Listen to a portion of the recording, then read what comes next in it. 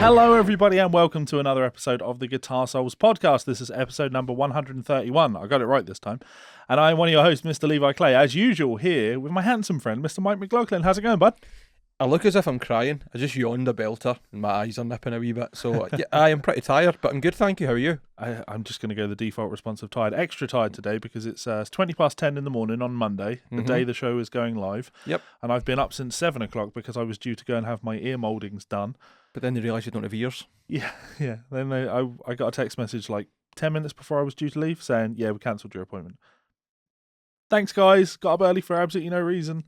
I'm just, tired in general because I was out with Melissa on Saturday night at the Jazz Bar in Edinburgh. Didn't get home till almost 5 in the fucking morning. Did you have fun? Yeah, it was a good night. It was a really good night. Good audience. And That's like your normal bedtime anyway, so what are you complaining about? No, I've toned that right down. I generally, that's the word I'm looking for, genuinely, or generally, they both work, fall asleep about 1 o'clock now. I can't stay awake beyond 1 o'clock. 1 o'clock rolls around and my body's just like, I think I'm just getting old, right? Haha, you've got a sleeping pattern. I'm an old bastard. So, yeah, now it's going to be a day of panic editing this and getting it ready so it can be live tonight. But I've got a feeling it's going to be quite a short show. There's not a lot happening, is there? There's nothing happening. And to make matters worse, not only are things not happening, but nobody sent us any fan mail this week, so we don't have any subjects. So I'm going to make up some fan mail. I'm going to tell you that bit of fan mail right now so you can think about it during the show, and then at the end of the show, we'll get to it. So Levi Clay writes in and says, "Hi, Levi and Mike." Great name, by the way, Levi. I have a loved one in my life, and I know that Christmas is coming up. What guitar-related gifts can I buy him for Christmas? Oh, that's a dangerous one. I like it. I like it. Multi-budget. You know, Levi has no budget. He doesn't know whether he's spending a $5 or $5,000. Right, cool. But yeah. I'll think about it till the end. That sounds Let good. him know. Yep. I genuinely need the advice because I don't really play guitar anymore. I'm not really a guitar player anymore. Yeah, so there's that. I'm trying to think if there's anything else interesting happening. I bought myself an organ for my birthday. It's my birthday this week, ladies and gentlemen. And as you won't buy me a Hammond organ, I had to buy one myself. You selfish bastards. Yeah, not buying me the thing. I never asked anybody to buy me. So that's my thing now. You know, keyboards and organs and things, and you know, expanding the ear, trying to be more musical. That's the goal. Although saying that, I got the Howard Roberts. Yes, you did. Crowned and polished, all the frets on it, and it's pretty immaculate now. I used it on a video that I uploaded on the channel earlier in the week, and yeah, it's great. For all the slagging that Gibson gets, this is song guitar. Yeah. Yeah, it's a really, really nice axe, and I've got it loaded up with 12s, so it feels like a jazz guitar, as you'd expect. It's nice, yeah. I would say that a shredder's guitar's an axe. That's like a spokes shave, or like a sanding belt with some wet fine grit on it. Yeah. The only issue with it, and maybe people on the show will be able to give some advice on this one, it's looking a bit tired because obviously all the gold-plated stuff on it is no longer gold. The bridge piece on it seems to be relatively okay, but the pickups look pretty haggard. The connecting plate that connects the scratch plate to the guitar, the pick guard to the guitar, these have all been polished up, and essentially all the gold is gone on them now. I imagine you probably couldn't get the pickup covers replated because they'd be connected to the pickups themselves. You can usually take pickup covers off really easily. I think it's just like one bit of solder potentially. Okay. So yeah, so maybe I can buy new pickup covers for it. Maybe I could buy new things, maybe get them replated. I don't know, guys. What are my options? Help me out, because I want the guitar to look immaculate. I mean, it looks great, but I want it to look immaculate. So yeah, that's me. Anything else? It's a fucking cool guitar, to be fair. Yeah. Did you know? This show is brought to you by our friends over at Ormsby Guitars. We want to remind you guys that there is still time to get involved in the upcoming Run 16 guitars. Those include these incredible hypes available in 5 new colours. That Dragon Burst is absolutely stunning. You can also get your hands on one of the Metal X's, again available in a range of finishes. My personal pick has to be these headless Vs, absolutely outrageously cool. Imagine one of those in an 8-string, I absolutely love these. And finally, the Ando San signature model, available in 6, 7 and 8-string availability. Go and check them out at Ormsby's website right now. This show is also brought to you by our friends over at Rev Amplification, a one-stop shop for all of your tonal needs. Head on over to their website to check out their range of lunchbox amplifiers, both the D20 and G20, 20-watt amplifiers with built-in 2-notes torpedo technology so you can record direct into your computer. If that doesn't suit, you can also check out one of their highly popular G2, 3 and 4 pedals, giving you that trademark Rev tone in a stomp box. Incredible tones, I use these myself. And finally, you may notice in the back of these videos a Rev Generator 120, an absolute masterclass in modern electric guitar tones. Check it out at their site now. So, as always, a huge thanks to our friends and family over at both Ormsby Guitars and Rev Amplification. You will see behind us now, I have the D20 there, and that's sitting on top of my Zilla cab. You can't see the Zilla cab logo, which is probably fortunate because they don't sponsor the show. But it is obviously it's a 2x12 and it's a vertical one, so it's taller. So the Rev sits a little bit higher. So I thought that was a better choice. Nice. People can see things a little bit better. Yes. I do have the generators just next to it. It's really annoying actually because for YouTube videos, for these videos, the amp is always there, whereas when I do a video on my own, I have to slide the amp over so it's in the shot behind me. And now I have an amp in both positions, so Easy peasy. I can be even lazier when it comes to. I was going to say, if the solution to you not moving your camera is to buy a second amp, yeah, you'd probably get more money than sense. However, not after buying an organ, I'm broke now. No, I bet. So Ormsby, thank you. We are waiting on guitars. You've got a mystery coming, right? It's even a mystery for you, isn't it? I just said I like these two colours. Could you please send me one of them? Surprise me type yes, thing. Pretty much. Yeah, unfortunately, I don't have the colour I want coming because the colour was super desirable. So I got my second pick of colour. Though saying that, it's. I'm not going to say my favourite colour. My favourite colour is red. There's no avoiding that. I love red. But this other colour, I do have multiple guitars in this colour. And I don't know why. I don't think of it as being a favourite colour, but I do like guitars in that colour. I just do keep ordering the guitars that are in that colour. So there's that. As an aside, seeing as I'm a hardcore Ormsby guy now, I mean we've been playing the Ormsby stuff for a long time. I bought the organ. I'm trying to fund the fact that I bought an organ, which wasn't cheap, obviously. So I'm selling a guitar. I'm selling my Mayonnaise Evertune True Temperament. So if anybody out there wants a Mayonnaise True Temperament Evertune, for no reason other than it's probably the most expensive guitar I've got sitting around, I don't play it. And you could say that about almost every one of your guitars. But with that one, I'm never going to play it again. I bought it with the intention of putting out another metal record, and that's never going to happen. It's just not going to happen. I wanted a next level, really in tune, thick sounding, lush chords metal album, and it's just not going to happen. It's just not going to happen. Why not? I'm not interested in it. That's a very good reason for it not to happen. The best reason. If I were to put it out, it wouldn't be genuine. And I only ever want to be working on things that feel genuine. That's fair. So totally fair. It's a really, really nice guitar. If anyone out there is interested, I'm dropping it for the low price of $3,000, which is chump change, bro. Chump change. If you want to order one from Mayonnaise right now, you'd be looking at the best part of $5,000 and an 18-month wait. And then whatever else you get raped by when it comes to import tax. Yeah. Or fees, whatever it is. So if anyone wants a deal, grab one. It is up on the Mayonnaise group, and there is a little bit of interest in it. Is it a Regis TT Forever? Yeah. Yeah, which is it is a cool guitar, and not only that, it's a good looking guitar. Great looking guitar. It's got a black back on it. It is loaded with. See, that's the downside. I know you're not going to agree with me. But the black back, nah. You don't like black backs? It's not that I don't. It's that Mayonnaise have got so many beautiful finishes on the backs of their guitars usually, like. They're just the natural wood. Exactly, and exactly. Yeah. So, though to be fair, while I say black back on it, it's not like a solid black back. No, it's a stained black back. You can still see the wood. To be honest, I would prefer that you didn't. When I asked for a black back, I wanted a fucking solid black back on it. But Levi can't help but whinge, Clay. Yeah, for me, the idea is more that it's when I say black back on it, it's more that it's different. You don't see it all that often, and therefore that's cool.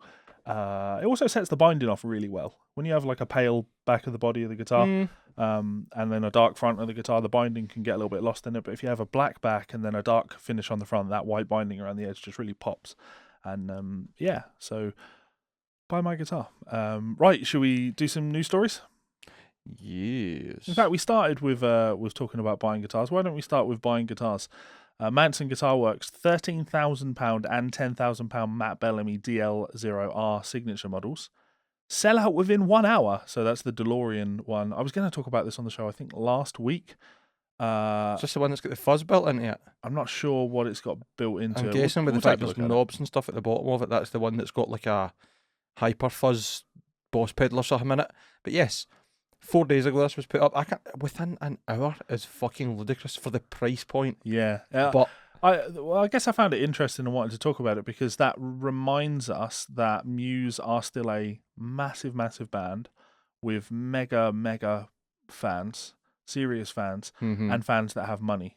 I think if Joe Bonamassa put out a £13,000 guitar, he'd struggle to sell it, you know? I mean, that's only because he's got 7 billion other parts of merch. Yeah. So give us a read of this then. Last week, Manson Guitar Works, the brand played and now co-owned by Muse frontman Matthew Bellamy, teased a trailer video for a brand new replica of Bellamy's DeLorean guitar, the DL0R. Now, following the guitar's official unveiling in 2 formats this week, the limited run DL0R has already sold out, with the 6 relic models getting snapped up within 60 seconds of being unveiled. The remaining guitars were all sold in the first hour. I mean, it's 6 guitars, but then you also need to say that it's £1,300. Yeah. It produces a combined run of 30 instruments, the DL0R Relic Edition. I'm gonna just interrupt. Not £1,300. 13,000, sorry. £13,000. Sorry, you're right, 13,000. You're right. Produces a combined run of 30 instruments, the DL0R Relic Edition, of which there were 6 guitars worldwide, alongside the DL0R Limited Edition, which are 24 guitars, feature an eye-watering price tag of either £12,999 or £9,999 each. The DL0R is Manson's closest replication of the DeLorean, the aluminium-clad Hugh Manson / Ron Joyce built guitar made famous by Bellamy during Muse's Origin of Symmetry era.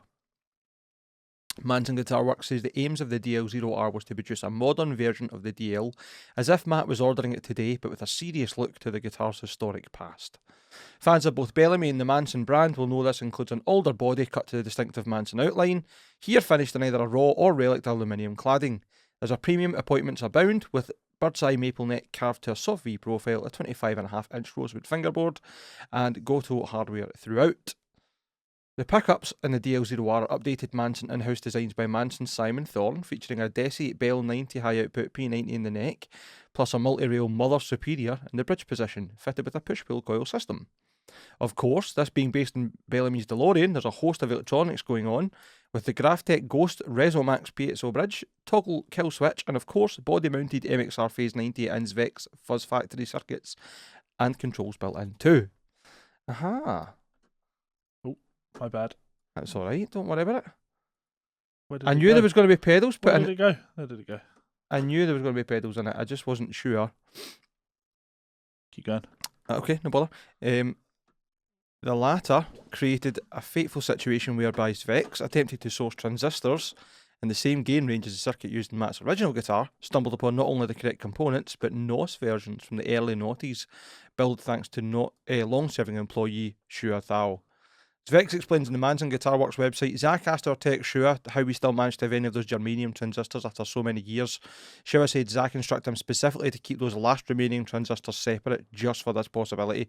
Ironically, Zach had no memory of giving those instructions. That's good, isn't it? Yeah. Make sure they keep aside. We need them 10 years later. If you got any of them left, where are they? Like, you tell me to put them aside.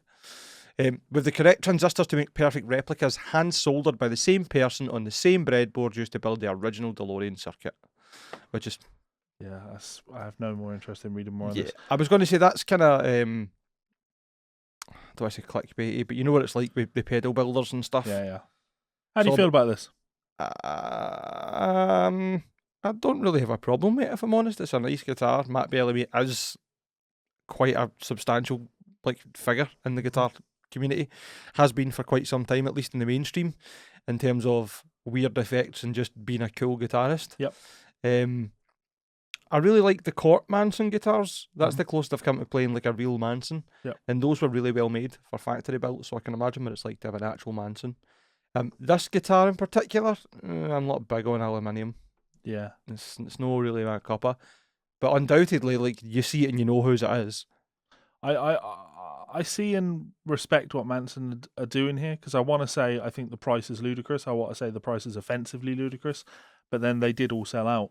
But then that's years and years and years of building hype around the brand and making sure that everything's limited availability and high prices. It means that when they do something like this, they can charge a silly amount of money for it.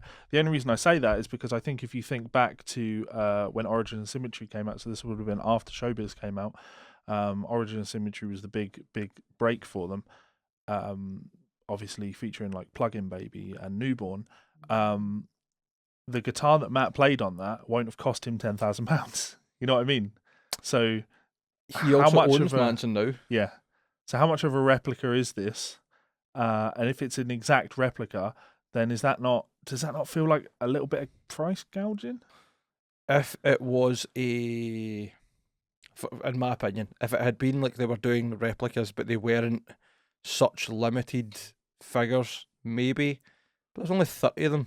And I'd imagine that, I get they're not necessarily, without Matt's name and Manson's name on them, £10,000 and £13,000 guitars. It's limited enough that it's like, okay, you're not quite taking the piss, in my mind at least. It's not fair to compare them to someone like Fender, because Fender are massive in mass production. But if we compare them to, say, probably even Ormsby is a little bit out of stretch, and same with Mayonnaise, because Manson are fundamentally a custom built luthier shop. That's what you go to them for, right? A custom built instrument. And there are lots of small companies out there that offer things like that. You could say at this stage like Phil Cross. That's the kind of service that Phil's offering, right? I just have to wonder, if you went to Manson Guitars this time last year and asked them to build a replica of this guitar, or just build you any guitar, any custom shop guitar, are they charging £10,000 per guitar?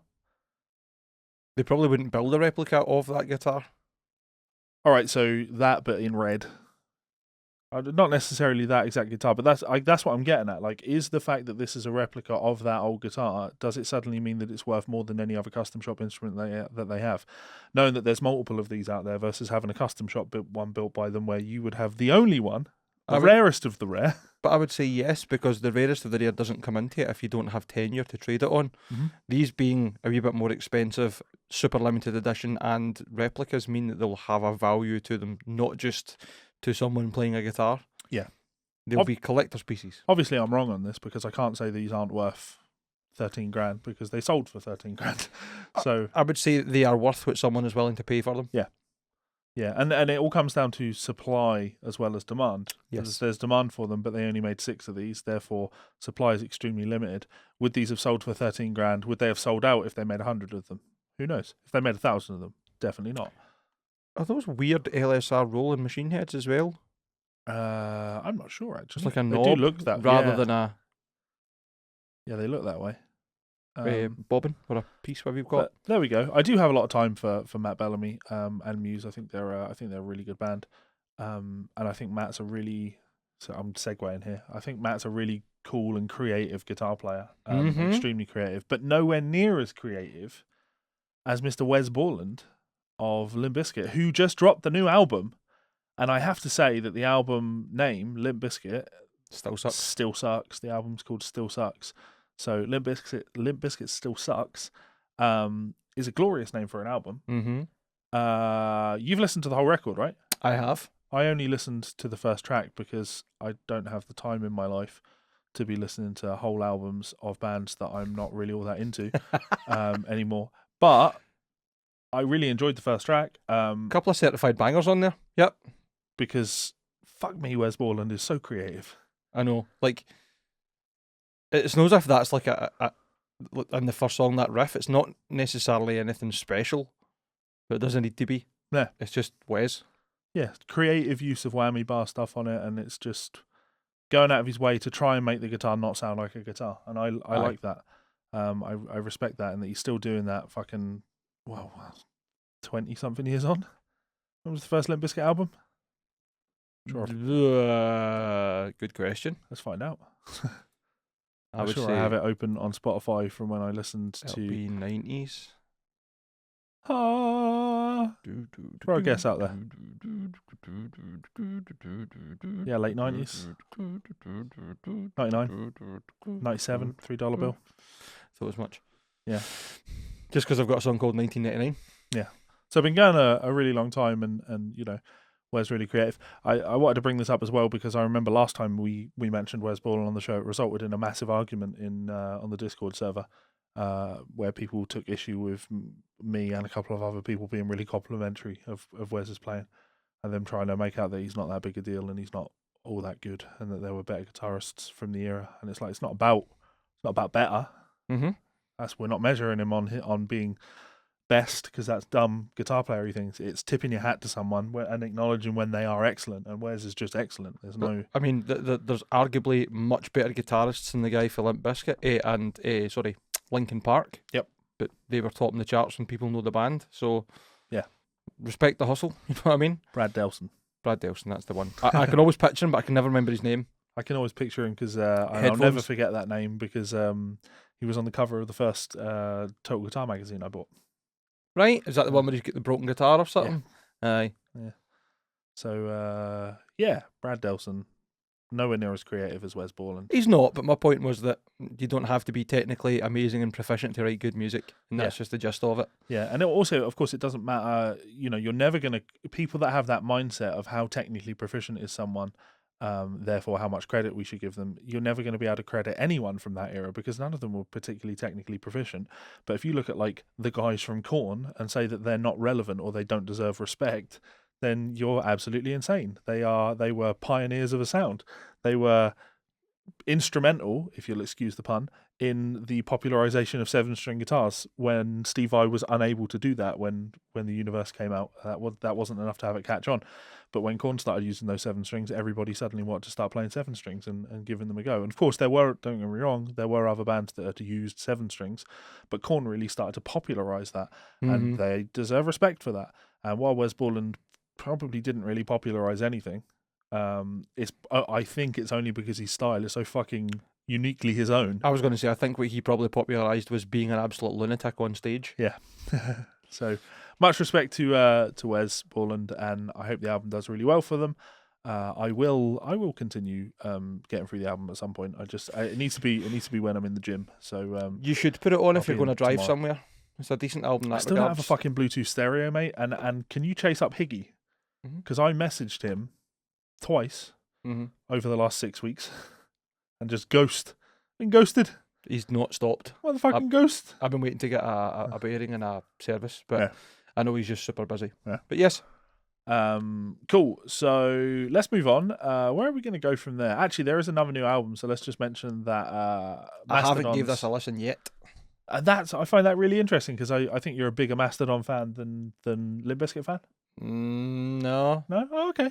I was a much bigger Limp Bizkit fan when I was younger than I was at Mastodon. I've listened to Mastodon probably more frequently, but only really Crack the Sky. I'm not too bothered by other releases. Okay. That album's great. The rest I'm not too fussed on entirely. But I will go and give this a listen for definite.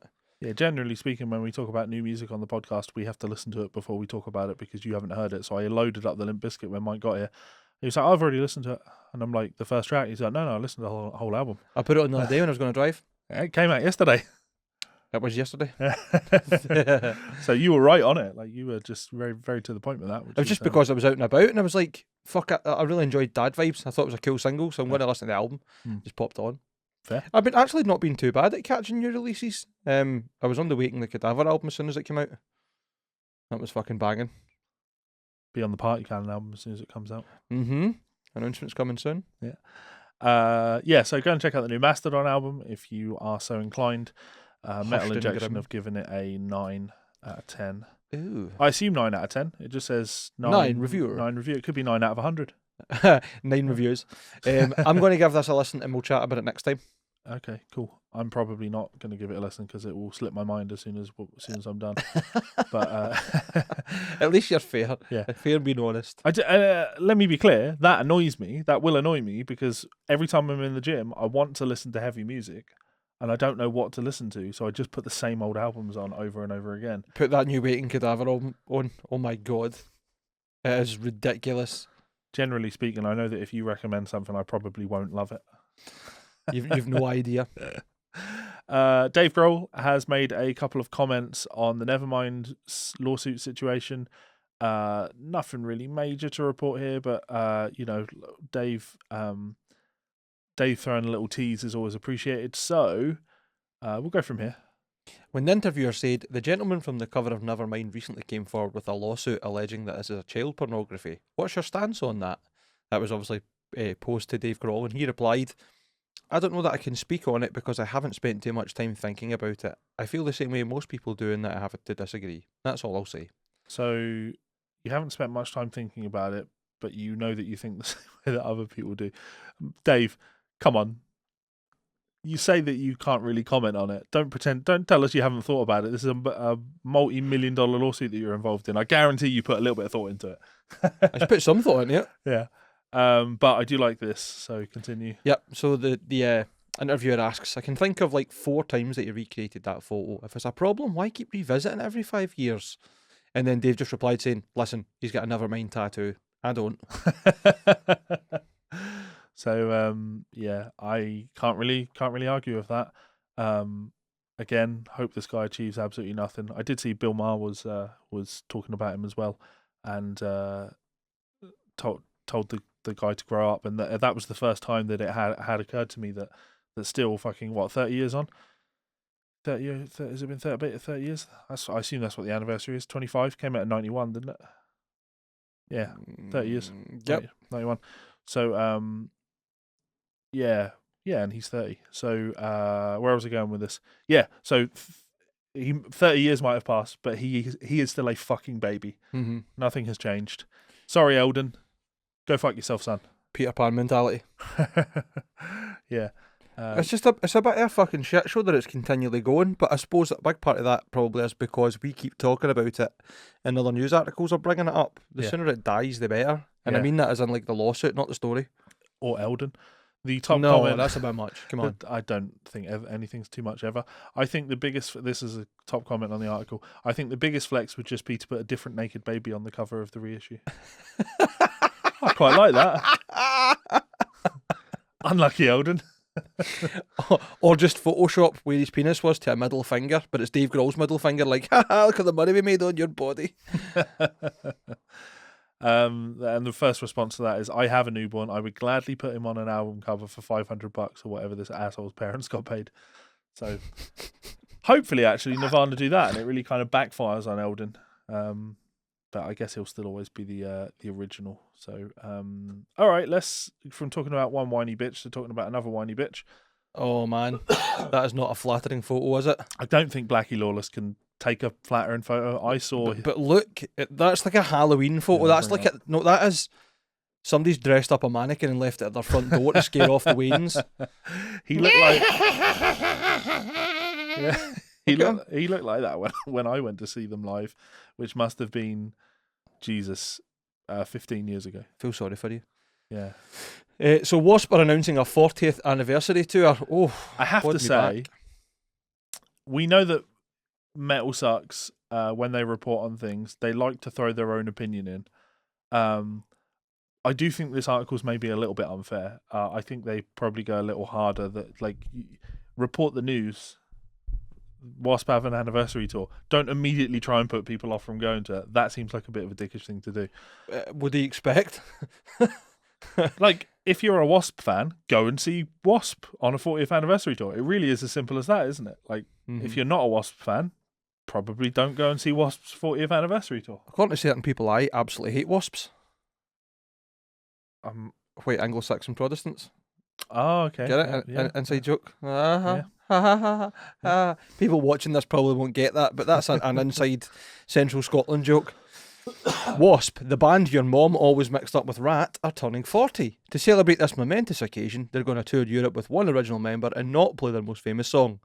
Don't everyone rush for tickets at once. It's just that one line where it's like, you know what I mean? Like, is that really... Oh, they're kicking them while they're down, but I mean... They're not down. Which one of the motherfuckers wrote it? Axel Rosenberg. I'm sorry, mate. They're not down here. You're not kicking anyone when they're down because they're about to go out and tour and do fucking tons of dates and they'll make a ton of money. Blackie Lawless will make a ton of money because he's the only original member, so everyone else will just get a little fee. You know? And I think that's probably, I assume Axel Rosenberg's kind of stabbing at, but I will. Paradoxically, for a band with so few actual ties to their past, in a press release announcing the trek, mastermind Blackie Lawless goes out of his way to sell the tour's nostalgia value. And then Axel brags about the fact that he's emphasising things to ridicule them a little bit. So. Yep. For the Wasp's 40th anniversary world tour, we're going back to the beginning. We're taking the show back to where it all started, complete with all the fire and all the blood that shocked the world the first time. We only did this type of show in the first world tour and never did it again. Until now. I'm going to scream and I'm going to bleed because I want to be somebody. We're taking everybody back to the beginning. Okay. So, Axel, bragging about the emphasis that you've put on there, on the back to the beginning parts, back where it all started, taking everybody back to the beginning. What point are you trying to make here? Like, why have you emphasised these things? I have to be honest, mate. If your goal here is to have people not rush to buy tickets for this, putting that quote in there probably isn't going to achieve that because I'll be completely honest, I kind of want to see this show now. You know what I mean? Blood and gore. Alice Cooper, but made it a bit wilder. I mean, I'm not that bothered at all. I'm not a Blackie Lawless / Wasp fan. That doesn't mean that people shouldn't go and enjoy themselves. And I'm not going to get myself twisted up and upset about the fact that Axel Rosenberg wrote a shitty article, because if I had to do that every time it happened, I would live a very unhappy life. Yeah, no, that's fair. I'm just trying to milk this show out, mate, so we can actually talk about stuff. So. Totally fair. Totally fair. Honestly, though, like, yeah, it depends how much tickets were for it, but the idea of going to see Wasp is not all that appealing, but an over-the-top show with blood and gore involved in it, made even funnier by the fact that Blackie Lawless must be fucking 60 years old now. Glorious. That appeals to me. They are playing Glasgow, doing the O2 Academy. So let's get tickets. Nah. How much are tickets? Let's find out how much tickets are. Might be your Christmas present sorted. Like, don't waste your time. I'll be in America. Oh yeah. Oh, excuse me. Yeah. It's the end of April. The start of April, sorry. I'll be just back. So I won't be in America. There won't be a tour. Mike's just terrified to see a band that put on a more extreme live show than they do. Let's see Blackie Lawless getting fucking 25 people to do press ups in the crowd. Yeah, yeah. Oh wow, the entire audience. That's impressive. I bet he doesn't even bring fucking party cannons with him. Okay, so on the note of tours and bands that are on tours, actually, we've got a little bit of feedback on the John 5 Malmsteen thing. I'm not going to name the source. I'm sure if people look, they'll be able to find who told me this, because he did so publicly, and he has enough inside industry connections that I would take his word on it. John 5 pulled out of the tour with Malmsteen because Malmsteen's crew are anti-vax. So when you're talking from a health perspective, if he's going out on tour with people that aren't vaccinated, and he feels that puts him at higher risk, then that would make a little bit more sense. I wouldn't want to go out with anybody that was anti-vax. I don't mean that with any disrespect to them. I don't want to shit on what they believe is their truth. But at the same time... All right, Rob Chapman. I know. I don't know. Like, I wouldn't want to put myself at risk. I wouldn't want to put Finlay and Nancy at risk. Are you putting yourself at risk just going out on the road? Like, I know, but you can do your best to mitigate risk, or you can ignore it. My idea of mitigating risk would be doing lat flow tests, wearing masks, staying away from crowds where you can. But if you're not doing any of that, then you don't really know if you're spreading it or not. So I know where you're coming from. Like, there is no way to completely stop there being a chance of catching it. Yeah. But the lesser the better. Yeah. Or part of me is like, I don't know if it's going to put John at any greater risk, because if he's vaccinated and his whole team are vaccinated, why is he worried about people that aren't vaccinated? Not being vaccinated doesn't mean that you therefore have the virus. You know what I mean? No, but it does mean that if John or that are asymptomatic carriers and they pass it on, then somebody could die because of that. Okay, yeah, that's... Or potentially there's somebody who's anti-vax who's carrying it. Yeah. Johnner that pick it up, they have to miss dates or whatever, or they pass it to somebody else unwittingly. But again, being as you acknowledge there, like John's team could have it and pass it on to someone in Malmsteen's team and could kill someone in Malmsteen's team. Absolutely, we acknowledge that the having repercussions could be worse their way. isn't going to stop you from carrying the virus. Correct, because that's not how vaccines work. Exactly. So other people, Malmsteen's team having the virus and passing it to John's team is going to be the case whether or not they're vaccinated or not. But my point is that they are then putting themselves at risk of falling ill, although the vaccine should be there to help them not fall too ill, or passing it on to somebody else again even further. No, but what I'm saying is they are no more likely to get the virus than they would be if they were out on tour with a group that were fully vaccinated. I have to wonder if it's political, not political, if it's John's team just trying to do the right thing and influence Malmsteen's team by saying, look, we're going to drop out of this tour. You need to do the best thing for everybody, for the country that you're living in, and get your fucking vaccines. So we're going to drop out of this tour and leave you up shit creek at the last moment. Maybe that'll have people in Malmsteen's camp reconsider their life choices. Probably not. Malmsteen is the most arrogant person in the music industry, apart from someone else, another band that we're going to talk about shortly. But let's just do this. So Dream Theater have announced the opener for their European tour. I have no interest in going to see Dream Theater on their European tour. Same. Though saying that, this opener doesn't appear in London, Newcastle or Belfast. Fantastic. The complete UK missed. Yeah. It sounds like Brexit's going well for us. Yeah. And that opener is? Devin Townsend. Yeah. What a really weird opener for Dream Theater. A guy that's famous for having a fairly weird live show that like drags you in versus a band that are there like fucking wallpaper. Yeah. I've never seen any of them move. It's a bold move going out on tour with an opener who I think everybody would agree is significantly better than the headlining band. When it comes to musicality, absolutely. Like actually writing songs and catchy riffs and hooks and getting people interested, 100%. Or having the level of followers where he can play the Royal Albert Hall. Aye. And it was quite the set list as well and the stage show. Saying that, like, we can't really slag Dream Theater as if like they don't have pull, because they have played some ridiculous venues. Yeah, of course. And have had a great career. I think it's quite I get that there's a lot of proggy Devin Townsend, but I don't imagine there's much proggy Devin Townsend in his playlists or in his set list. Maybe most times I've seen him. Tour. Maybe most times I've seen him, it's been like hitmaker kind of stuff. Yeah, like his usual. But that's interesting anyway. Do you want me to quickly read the quote? Sure. So, Dream Theater's announced Devin Townsend as the opener for the upcoming European tour. Townsend said is to push aside a handful of already planned headlining shows to accommodate the tour, and will announce rescheduled dates soon. That must be making them good money. Hey all, Devin here. As absurd as it may sound in this day and age, I am cautiously pleased to announce a tour with Dream Theater. Over the past few years, I found myself in the company of those cats, and I think they're good people and, of course, a monster band. I look forward to playing things from the multiple new releases coming up, as well as from my entire catalogue. It's a tour that will be sure to yield great musical moments and confusion for all. Thanks for the opportunity, Dream Theater. See you soon with DT featuring DT. Also, I know many of you have been understanding and patient as we reschedule the headline shows from more than a year ago. It's been chaos on every level, but it's beginning to see the dawn as dates are being proposed. Please hang on just a little longer and we'll have information for you soon. This does mean that most of the European Lightwork headline shows will now be rescheduled to a later date. Tickets already purchased will remain valid. Please check with your ticketing vendor for the refund policy. Devin's headline shows in Dublin, Glasgow and London are unaffected. I wonder if that's why he's not on the tour dates for those three. Yeah. On yourself, Devin. Looking after the UK. Tell Dream Theater to get to fuck. Though saying that, I think those tours. I thought those tour dates were in February. Are they not? April 14th. April 14th. When is the tour? Start of April, is it not?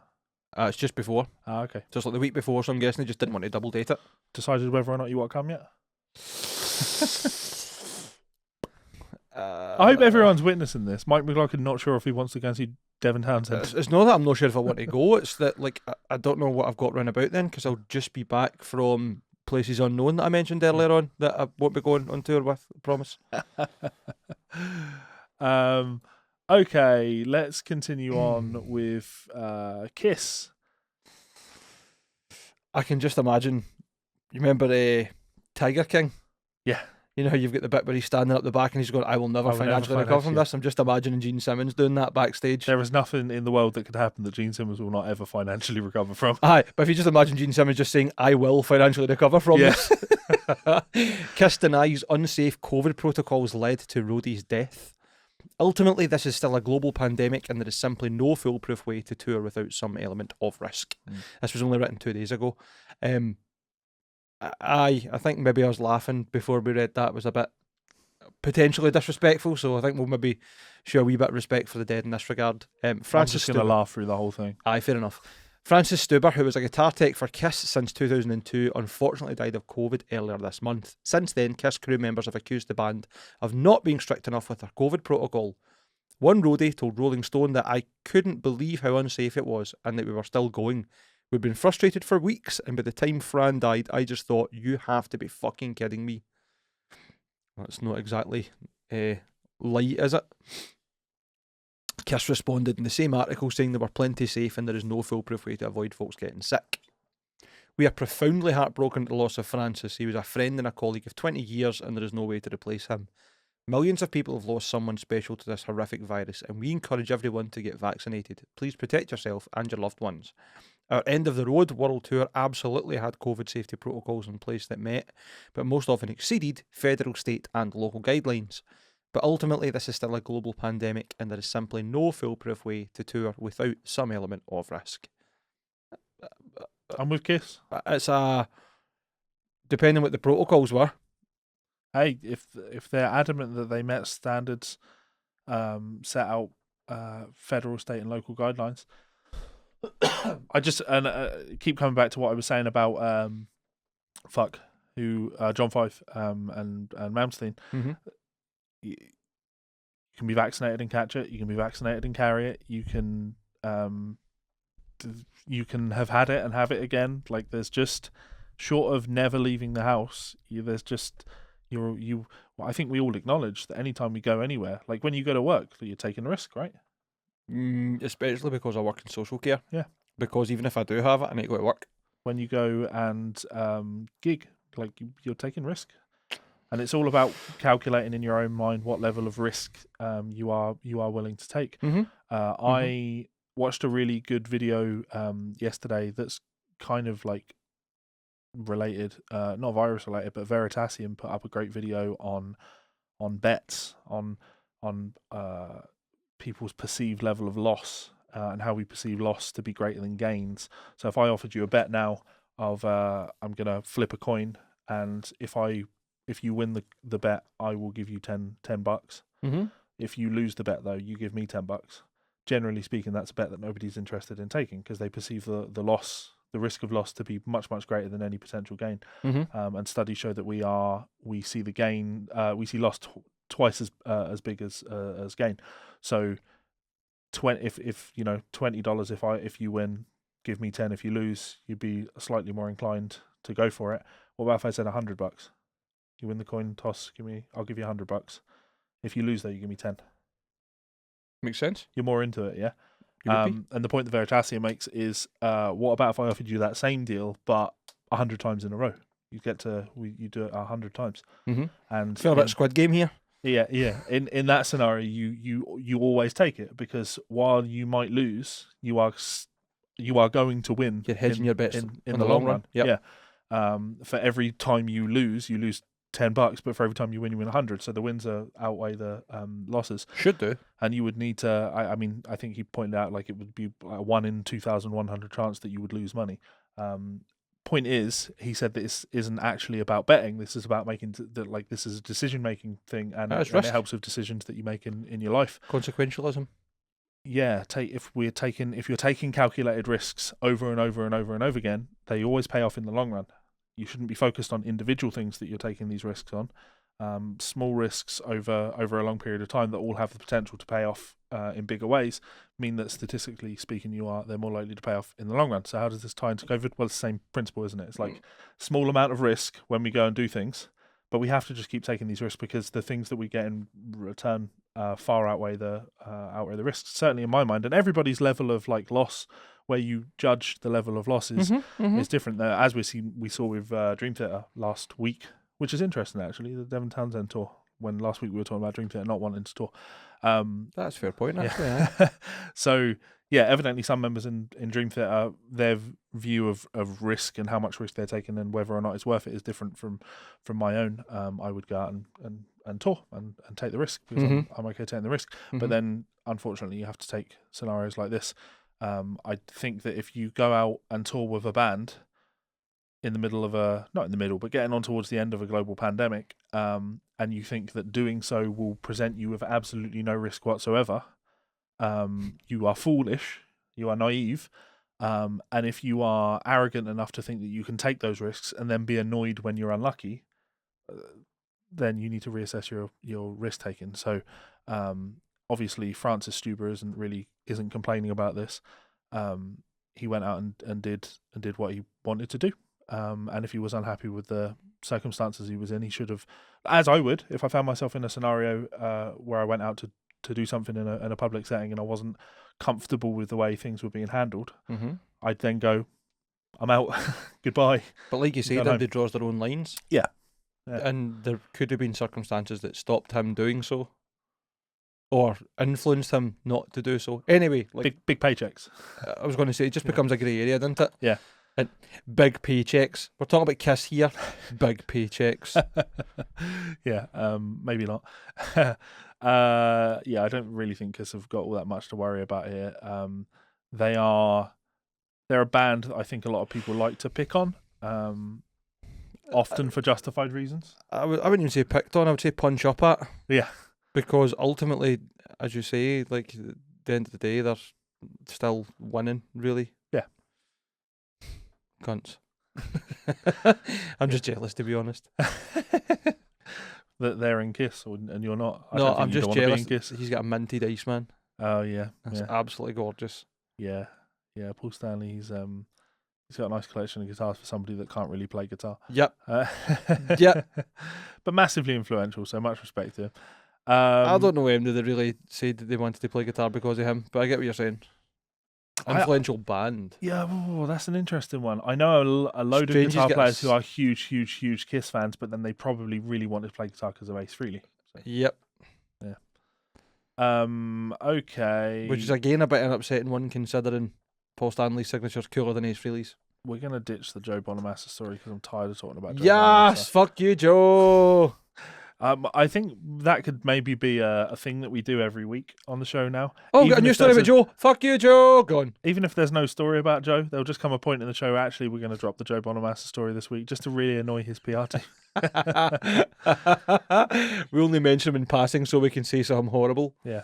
I hope your next phone call's bad news, Joe Bonamassa.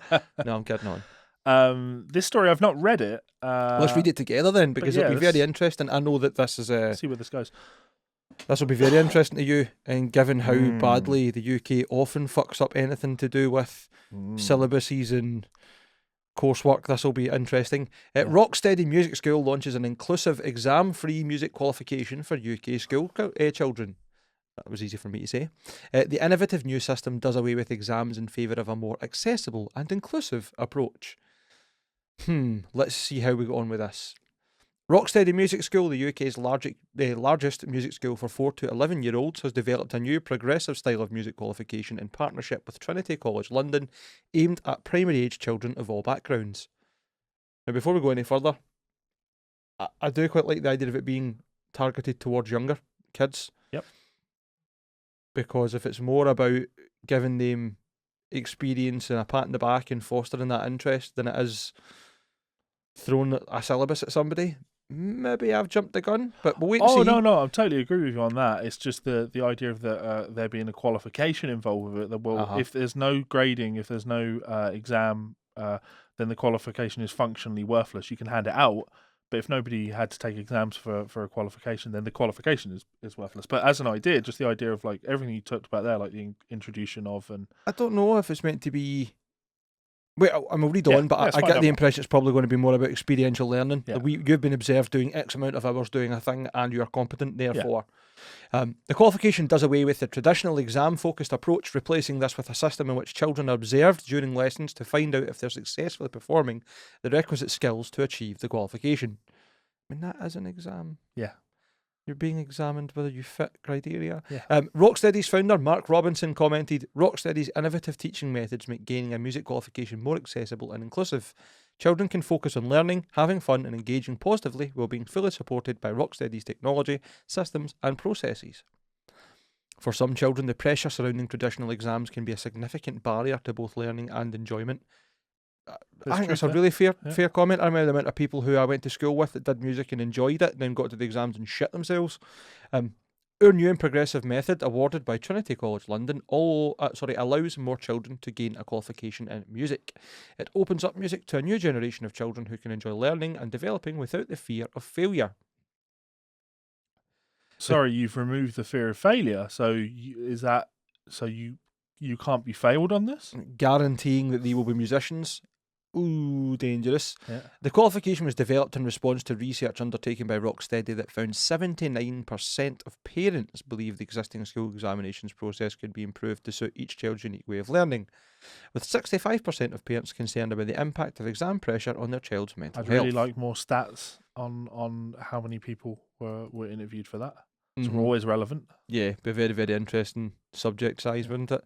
CEO of Rocksteady, Scott Monks, added, it's all about making music more accessible and inclusive for primary school children, taking a different approach to things like the long-term decline in GCSE and taking a different approach to things like the long-term decline in GCSE and A-level music. In fact, in the first year alone, we expect more kids to achieve this qualification than the total number currently taking A-level music. Right. That to me sounds like criticism. shoehorning yourself into importance by giving all of these kids a pat in the back and a bit of paper. Look how many people we've put through, rather than look at the results we've achieved. Yeah, when you've talked about you don't have to fear failure, you're damn right you'll put more people through than A-level music. You're also talking about 4 to 11-year-olds versus A-levels, which is 16 to 18-year-olds. People and at a much higher level of skill. So people filter out of music when the going gets tough and they need to be of a high standard. I think even outside of that, I remember being in, I know this is going to sound stupid, I got a B at higher music, right? As you know, my theory is not great, but my ear works all right. I do okay. The head of the department from music told me not to take advanced higher. Yeah. I got an A in advanced higher, just to be a cunt. Like, see where I missed out last year, I'm going to rub it right in your face. Yeah. But that, including then the pressure from teachers because they don't want their current or their average grades changing. We're seen as a school that's really good for a music department, therefore we're not going to have people coming in and passing and getting that qualification, but not to the same standard that we want you to be. Yeah. And that is gatekeeping at its worst. Well, I think that you're totally right. I can't really argue with any of that. But that's also, just my anecdotal experience. Yeah, but also at the same time, keeping that high standard of prestige around the qualification, that we're not just handing these out to everybody, and we're a great school, we have a high pass rate, but also the qualification that we're giving away is valued because you have to be of a very high standard to get it. You know, to graduate from somewhere like Berkeley or Juilliard is much better than graduating from Rocksteady, who never gave you an exam type thing. Totally. I don't think this is meant to be something that will go necessarily on your CV. Yeah. I think it's meant to be more like a gateway introduction to, look, you've got something you can work from. Yeah. But so this is where the scam is, as far as I'm concerned, right? Talking about what parents believe and what parents want. Well, parents want this. Parents want qualifications. Parents want their kids to have qualifications because you're told that, well, these qualifications, they'll attribute a relevant amount of UCAS points, which will help you get into relevant universities, etc., etc. So they want the child to be achieving qualifications. It's the parents that puts this stress on children of, right, you've got exams. Because I tell you what was his name? Scott Monks, and the other chap was Mark Robinson. Tell you what, guys. Do away with the exams altogether. do away with the qualifications altogether. If what you care about is actually teaching children the skills that they need in order to have a passion for music that will follow them through life, the exam and the qualifications are not they're not important in the slightest. The only reason they're important to you as a business is because that way you've got something to sell to parents. This is all about fucking parents. It's not about kids and their needs. If you want to be inclusive with kids, then stop stressing them out with exams, because here's the real fucking problem when it comes to bullshit like this. When you write syllabuses for education, there's a degree of hoop jumping, and for a qualification like this to be worth anything, it needs to be validated by an outside source who is more respected. So I did my degree at the ICMP in London, but it was validated by the University of East London, which meant that the University of East London monitored what it was that we were being taught and had standards of what we needed to learn in order for them to continue validating the degree. And that meant that a load of shit that was included in there that wasn't really anything important in true, music. Props to Rocksteady for doing something that I assume will be more rock-based and more ear-based and a passion for real music. But comparing to the decline in GCSE and A-level music is dumb. The reason there's a decline in GCSE and A-level music is because it was shit when I did my GCSEs and A-levels, and that was 15, 20 years ago now. And most music departments have probably been defunded. Yeah. I mean, but the syllabus was all wrong, right? When I did GCSE music and A-level music, performance was the most insignificant part of that. It was all study of history. Yeah, you're right. That's it. And then having to do your practical listening, or sorry, your listening, and you'd be like, oh yes, I can describe it. That would have been from this era, or whatever. Like what? Yeah. Fucking 4 eras of classical music. It's Baroque, it's classical, it's romantic, or it's modern. Potentially I might throw some Renaissance at you. And that's what we were dealing with, certainly when I was doing my GCSEs and A-levels. When we moved into film scores and A-level, things were a little bit more interesting, I guess. But still, it was still just the same old fucking tired, uninspired, let's sit and talk about and study classical music. It's like those qualifications are put there in order to keep music like that relevant, rather than studying things that are actually important and relevant to keeping music, going forward and having it being something that's constantly developing. It was shocking the level of education that I was receiving at A-level music from teachers who I knew more about the subjects than they did at the age of fucking 16, and that's embarrassing. That's not like arrogant Levi. I was an arrogant teenager. I was all right to tell them when they were wrong about something. They weren't all right hearing it. They would call me out on it, and I'd be like, okay, let's look then. Let's go and find the answer, shall we? And be right about things. It's fucking embarrassing. GCSE and A-level is a mockery. So to say that we're doing better than GCSE and A-level music, I farted in a bucket once and it was better than an A-level in music. Well, I've actually started my own course for electricians. At 4 to 11, there are no exams. We just witness kids playing with electricity, and then we give them a bit of paper at the end of it, and that'll go on their CV, and that'll go towards their UCAS points for when they eventually do want to become electricians. So I like watch that. their space. It is. It's all about making electricity more accessible and inclusive for primary school children, and taking a different approach to things like the long-term decline in GCSE and A-level electricians. In fact, in the first year alone, we expect more kids to achieve this qualification. The total number currently actually playing with electricity at the moment.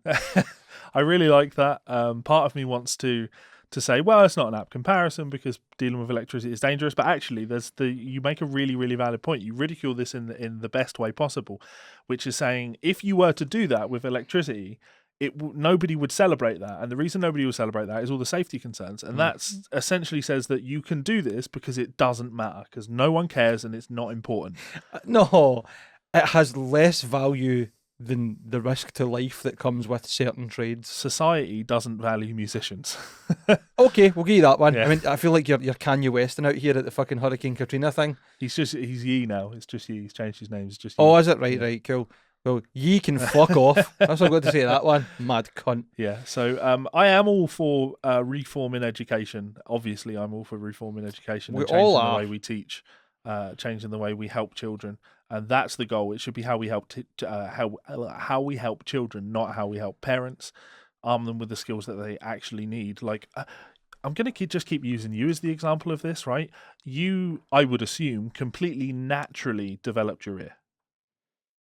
I can't think of any ways that I would have been. It wasn't that you had a goal in mind. Like, my goal is to have an ear that's this, and in just order to do loved that, I music. do this, and this. No, yeah? totally. I didn't have a plan. I loved music and wanted to learn how to play guitar, and was so obsessed that throughout high school, I went from paying attention and being quite a good student to constantly and consistently thinking about playing guitar. Yep. And every piece of music that came into my head or I heard on the radio or anything, I would try and imagine where on the guitar I would play it and Yep. how that would sound. Like, whether that be single notes, like a riff or whatever, or chords, and just understanding the relationship between chords and Yeah. notes and where they can go and like how you resolve stuff. And Yeah.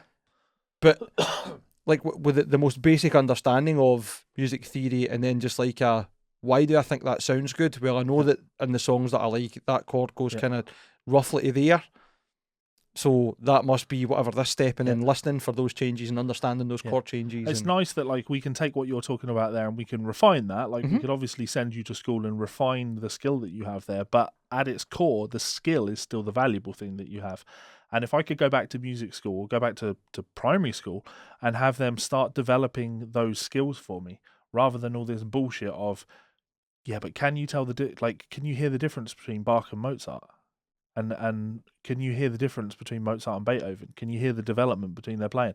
That's just not useful to a modern musician. The skills you have are useful to a modern musician, and I'm there with them now. But fuck me, I cringe to think where I could be now if I'd had good teachers that were instilling those things in me and encouraging me to be developing those skills, not being like, can you hear that a fifth sounds like the start of Star Wars, the theme in Star Wars, boom, boom, ba ba ba ba ba. If you can hear that, then you can hear a fifth. Like it's just nonsense music school shit where it's can you jump through the fucking hoops, and I don't care. I don't know if I would call that nonsense. I would just say that's the cliche example that you've been given. It's just been a poor choice of example, because that's how I do it as well. I have like little reference points in my brain of that sounds like that interval, and it's from whatever piece of music or whatever. Like James Bond chord augmented. Yeah. Like I never knew that would have been anything until I'd like heard it and started playing the chord and went, oh wait a wee minute, like that's how that works. So I think those reference points are important, but it's how they're put across. It's the explaining of the relevance of them, right? Because every single ear training course that you buy is fundamentally the same thing, and they just take all of that nonsense there and be like, right, if you learned that, now you've got a well-trained ear. And it's like, you don't have a well-trained ear because you have no ability to apply it to anything. I have kids that come out of music school, come to me for lessons, and I'll tell them that stuff is nonsense, it's irrelevant. Unless there's like a solid application of it, and they want to dispute it, and I tell me I'm wrong about things, and it's like don't jump on board with the things that you learned in music school and say well these are important because the school told me they're important, right? Motherfucker, I work with my ear day in day out. That is what I do. I listen to music and I write it down. At no point have I ever gone bum bum when I've been listening to something and go, oh, that's a fifth. Now I can find those notes, because the reality of the situation is, as a musician, I don't need to even hear the distance between notes and work out what it is, right? I can be a shit musician. I can find those two notes.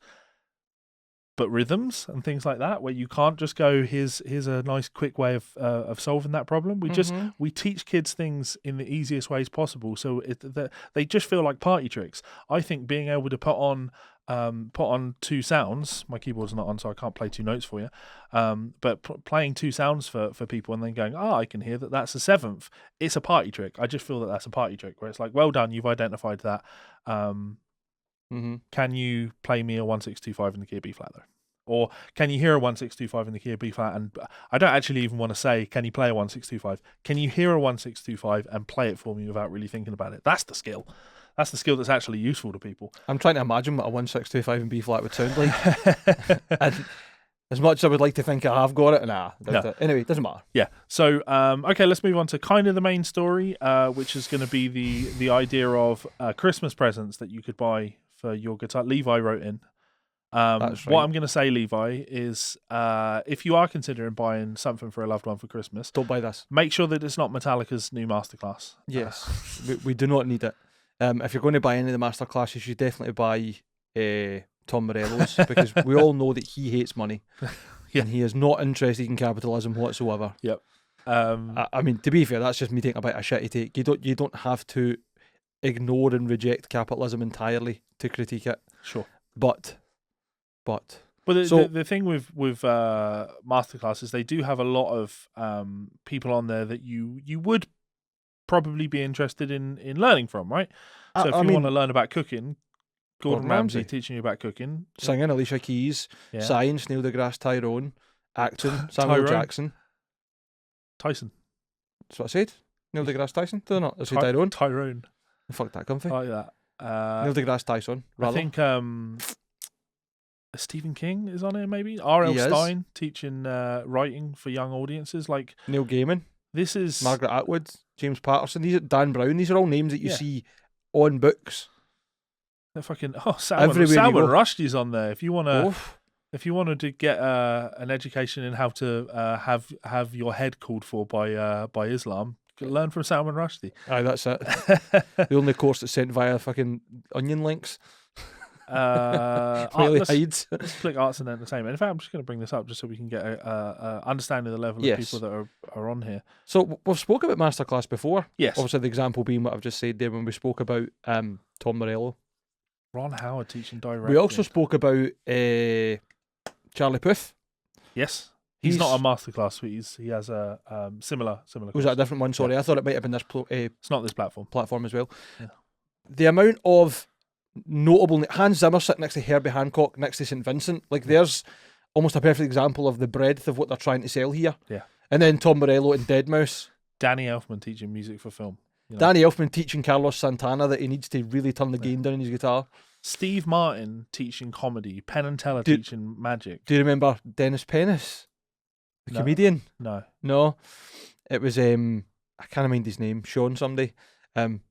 Dressed in like a suit and going onto the red carpet and harassing people. And he went up to Steve Martin's like, Steve, how come you're not funny anymore? And you can see how angry he is, man. Oh, it's so good. I've just seen Ken Burns here. I am currently in the process of watching Ken Burns' jazz documentary, which is 10 episodes, amounting to 19 hours. A wee bit like, was it not Ken Burns that did the one on Vietnam that lasts about 13 hours as well? Yeah. Aye. Yeah, 19 hours. I heard he's quite the good cinematographer and researcher. He's got an agenda that he puts across, is what I would say from listening to the jazz song. Christina Aguilera teaching singing, Rebecca McEntire teaching country music. Of course, most famous for, what do we see Rebecca McEntire think of? I don't know. Fucking killing graboids in Tremors. She's the wife of Bert in Tremors. I've not seen Tremors in years. Yeah, classic. Anyway, so apart from the new Dune's really, really fucking good. Can't think of anything less appealing. I'm not bothered either, but I thought, given that you're a bit of a geek, you might be into that. The logic with Dune for me is they don't make. It makes me sound like an old bastard, right? They don't make films like they used to. The idea, like when you make a film now, what you're looking for to make to appeal to the audience is not. It's not the same as how we used to make films. We used to put so much time and effort into story and character development, whereas spectacle is really important now. But from a business perspective, setting up sequels is really important now. And I think if you're dealing with a property like Dune, much with Star Wars, or Lord of the Rings would be a good example, even though I'm not a Lord of the Rings fan. Like those Lord of the Rings films need to be 3 hours and even then people would argue that they're too short. I think Dune is a massive, massive world, a complex world that needs a lot of preparation in order to build the world up for people.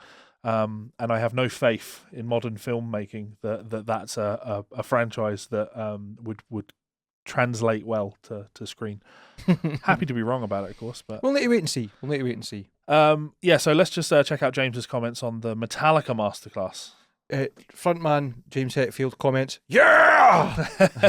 We have sustained our band for more than 40 years because we've learned a lot about each other and ourselves over time. In our class, we not only teach Masterclass members how we write songs and find inspiration for our music, but how the experiences we've had together have contributed to successful creative collaboration. You fired your first guitar player. And that's the only two people that I've ever really credited on the songwritings are you and Lars, James. Yeah. So you fired your first guitar player. You treated your second bass player with such disdain that he left the band. You don't. After quite some time, to be fair. Yeah. But the punishment that he sustained was substantial. And we have sustained a bond for more than 40 years. You are constantly falling out of each other. You literally have a documentary, Some Kind of Monster, which showcases the therapy that you were going through as a band in order to continue working together. You yourself, James, recently had to cancel a bunch of tours because you fell back into alcoholism. Was it alcoholism? He's always had problems with substance abuse. Not that I'm saying you don't have a right to an opinion because you're an addict. Like I don't mean from that perspective, but I just mean this idea of sustaining a bond. It would be fair to say James has sustained a more significant bond of alcohol than his band members who he let down in that scenario. Point is, if you're going to go to someone and ask about you want advice on how to sustain a band for 40 years, I think there are probably better people to go to. I think if you want to learn how Metallica have been successful for 40 years, you don't go to Metallica and ask them. You ask their business managers.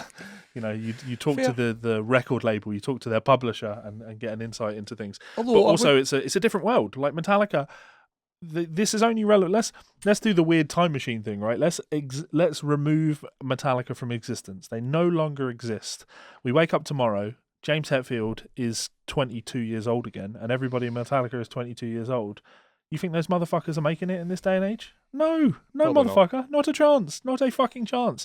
The music industry is a different place, but it's nice to see that they've taken time out of their day to make money off of people that are hoping that they can achieve the dream of being in a band as big as Metallica. I'm going to come at it from a slightly different angle. Sure. I would hope that all of the valid criticism that you've raised there is actually addressed by James and the rest of the band in this masterclass, talking about internal conflicts and talking about struggling through that. I don't think they are in much of a position to give advice when, as you say, Some Kind of Monster had such a big focus on them basically having therapy. I don't think most bands could even jokingly look into therapy as a means of keeping your band cohesion because of the financial paywall involved, really. But I think there is opportunities to probably learn quite a lot from them on keeping together as a band through hard times if they're upfront and honest about their experiences and this isn't just a cash grab. Well, also, I think you would be right, but then the market for that would be bands that are already successful, because the hardships that a band like Metallica are going to go through are not the same levels of hardship that other bands are going to be going through when they're starting out their careers. A band like Metallica is going to be fighting about things like money and publishing and money and touring and money. You know what I mean? Whereas I think up and coming bands are fighting who gets the last role over things like that. Also fighting about the fact that they're not making money. That's that. Who drank the last beer, man? Yes, that's I. Though if you want to check it out, you can get a standard membership on Masterclass for £14 a month. No, which is better. I just clicked the microphone. Sorry. Better than buying it. I'm sure you can buy the individual packages, right? Is that a thing? Let's see how much they are. Can I pre-order it? Can I? There's a sample. Can I not just buy it? No, you have to buy it. You used to be able to buy them. You know, there are so many businesses that have moved very quickly into this subscription-based model because it continually allows them money in. Apple and Google have done it now, where you're not just getting phones or hardware or paying for whatever else, you're paying for the subscriptions for all the stuff that's now convenient for you to get a hold of. Well, so. It's funny though, because I think generally speaking, the idea, annual membership, and I can't even slag them for having the subscription based model, because that's a better service. Ultimately we kind of have that as well with people who are kind enough to donate and support to us. So I take no issue with it. It's just generally speaking, if you're offering a subscription model, what you should also be offering is a purchase price, and that purchase price being extremely high, which makes the subscription more appealing. And it gives people that option if they do just want to blow the money and buy the thing and own it and be done with it. Subscription is the better option. Anyway, so it leads us nicely on to Christmas is coming up, and what can Levi buy Levi for Christmas as a guitar player? I think this is going to be a very subjective and, I don't know, difficult question to answer, to be honest. The correct answer is buy Levi one of Levi Clay's books on Amazon. Right. Buy Levi one of Levi Clay's books on Amazon. Buy the hybrid picking book. Check it out now on Amazon. Affiliate links below. I think the things that you probably could get almost any musician or guitarist, and they'll appreciate it, is if you know what kind of strings they use, like I was just gonna say, a couple of sets of strings and picks. you won't never know. You never know either what brand they play or what gauge they play. But you can ask them. Yeah. But if it has to be a surprise, then that's where things get a bit more difficult. I think something that a lot of guitarists probably negate the importance of is a wee toolkit. Just for basic maintenance and cleaning. Mate, or the jack socket on that Strat keeps coming loose, and you need a very specific tool to tighten that. Mm-hmm. You know, and I don't have that very specific tool. So a nice multi-tool so a guitarist can take care of things on his guitar is a great gift. D'Addario or Planet Waves or whatever, and a few other brands now do the little kits that come with stuff like you've got the fretboard protectors for what do you call it? Polishing frets. Yep. You get nut files, you get different Allen keys, you get measuring, like a steel ruler, you get cleaning compounds, you get the Ormsby Care Kit as a tremendous little thing. That kind of idea for guitar maintenance is right up there for me. I would say cables, but they're probably a bit, unless it's somebody is saying they need new cables, but probably a bit of waste. It's I wouldn't have suggested it, but when you said it, actually, I think that's quite a cool gift.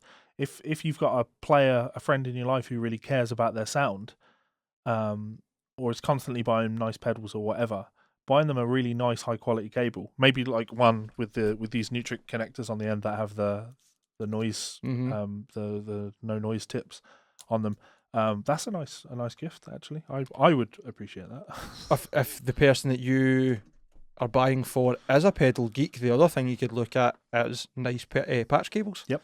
Whether it be pancake connectors or even one of the little kits you get. You've got the D'Addario solderless ones. Yep. You get the George L ones that you had. I'm trying to think which ones I got and the hell that it was actually getting them to work. You had a few different brands. I'm sure it was the George L ones that you settled on. But you don't have to build your own kit. That's if you've got someone who's a bit of an enthusiast and wants to do their own. You can go out there very easily and get patched leads, or you could have a company make them up with the proper sheets and stuff on them for you. That would be quite a nice personalised gift. I'm going to go for education because it depends on the person, right? Mm-hmm. But I'm constantly interested in learning about things. I'm constantly wanting to get better at things. I'm constantly, every day, I want to be a better person than I was yesterday. And I can't really improve on a personal interaction with other people level, not because I'm perfect, but because I'm an asshole. And I just don't seem to be able to improve that area of being a better human. So I disagree. You're a pretty fucking good human. Learning more and knowing more is appealing to me. It's the reason I picked up the organ. You mentioned all of these tools to fix your guitar, things that are great ways of fixing your guitar. Not necessarily fixing, but basic maintenance. Yep. Yeah, basic maintenance. Looking after it. But a great resource on how to become better at maintenance. You know, a great book on really showing. And I'm not. It's not a sponsored thing. I'm not going to plug a product or anything. But because I think it's a weird question for us to discuss, of course, because our audience are the guitar players. You know, they're strings and things like that, suggesting strings and things. Well, they're not going to buy strings for anyone else they know, and if they do, they know these things. It's really what can a loved one buy for you, the guitar soul out there, other than Guitar Souls t-shirts, of course. But yeah, if you're not great at setting up your instruments, finding a nice book or a nice video course on how to set up your instrument might be something that would be really of use to you. Because these are things that I know, like with you and me, it's the same case. Like trying to find a good tech to do work on our guitars is a pain. It's always a pain. And I think I've got someone now. Yeah, there's a lot of good techs going about, but you either find that they are incredibly busy and have kind of pushed deadlines, or they're hard to get a hold of because of that. Yeah. Or they don't quite meet your requirements. Yeah. Which is the fun and games of it. Soldering pickups is not difficult. You can learn to do that. I learned to solder pickups, and same. You know, it's totally doable. So learning how to do that and the tools to learn to do something like that, to me, those are quite cool gifts. I like the idea. Totally. Idea of things like that. The other thing you could maybe look at, a rev gate. Absolutely perfect shout, by the way. I was actually going to say that because I saw the Sean Tubbs video of him talking about taking the noise floor down, not just necessarily using it for high gain applications. And really, if you're somebody who's trying to clean up they're playing and they're sounding a wee home recording situation, that kind of thing could be invaluable. Yeah. It takes away a lot of frustration, I think. Do you remember how hard it was to get a sound that you liked, trying to understand how other guitars sounded when you just started, Yeah. and not getting why it didn't sound the way it should have, and hating all that? Like, that would, in some part, negate that horrible trial by fire. Yeah. There was something else I was going to say, but it's went right out of my head. You could always buy Levi. You could always buy lessons for Levi from Levi. To Levi. Love Levi. Enjoy your time with Levi. Aye. Yeah. So how many times can I say Levi today? Too many. Way too many, yeah. I mean, if you want to really push the boat out with your gifts, you could book them in with Ormsby to do an instrument building course. Can't get into Australia at the moment. I know. But my point being, like, that's another thing you could do if it's a guitar related thing and you want to get them an experience. Find a reputable luthier or repair workshop or whatever, or somebody who would maybe even give them a day course in repairs or luthiery or winding pickups, or like those kinds of experiences will be out there. And I guarantee putting that personal touch on something for someone, if they are so enamoured by the instrument, will probably pay dividends in that regard. You'll find that I think most people would be delighted by that kind of thing. Or even the DIY pedal kits you get. Yeah. That's a perfect way to learn how to solder, the approach of signal processing. And you've got something cool at the end of it. Yeah. So I'm going to throw this out to you guys, because of course there is more to this. I want fan mail. I say fan mail. Send us some mail to GsolesFanMail@gmail.com. Link is in the description of wherever you happen to be listening to this, with suggestions that you have for what you could get a loved one for Christmas who is a guitar player. Cool little gadgets that you've seen, anything that you think would be worth reporting on. A voucher for ear molds. Voucher for ear molds. I mean, hearing protection is really important, and I would love to be able to, comment more on that today. But I am unfortunately unable to, because no, I didn't tell that story at the start, did I? I was upset. You did. Oh no, I did. Yeah, You did. You got a text this morning just saying it was wah, wah. Yeah, cancelled. No reason why, and just we'll contact you to reschedule. So this is the second time Don't you've phone us, we'll cancelled phone now, you. motherfuckers. I want my fucking molds done, because The real question is, are you going to have hearing protection or the vaccine first? That is, I mean, I'm there. I'm halfway down to the vaccine thing. That's only half. Yeah. Eight fucking weeks to go. You're halfway down with the ear protection, considering you've booked it. Yeah. Which comes first? Yeah, the chicken or the ear molds. Who knows? We will find out. So write some fan mail to GsolesFanMail@gmail.com and let us know what gadgets you want us to talk about, and we will hopefully talk about those we'll do a rundown of what feedback we get on the next episode of the show. Until then, did you know? This show is brought to you by our friends over at Ormsby Guitars. We want to remind you guys that there is still time to get involved in the upcoming Run 16 guitars. Those include these incredible hypes available in 5 new colours. That Dragon Burst is absolutely stunning. You can also get your hands on one of the Metal X's, again available in a range of finishes. My personal pick has to be these headless V's, absolutely outrageously cool. Imagine one of those in an 8-string, I absolutely love these. And finally, the Ando San signature model, available in 6, 7 and 8-string availability. Go and check them out at Ormsby's website right now. This show is also brought to you by our friends over at Rev Amplification, a one-stop shop for all of your tonal needs. Head on over to their website to check out their range of lunchbox amplifiers, both the D20 and G20, 20-watt amplifiers with built-in 2-notes torpedo technology, so you can record direct into your computer. If that doesn't suit, you can also check out one of their highly popular G2, 3 and 4 pedals, giving you that trademark Rev tone in a stomp box. Incredible tones, I use these myself. And finally, you may notice in the back of these videos a Rev Generator 120, an absolute masterclass in modern electric guitar tones. Check it out at their site now.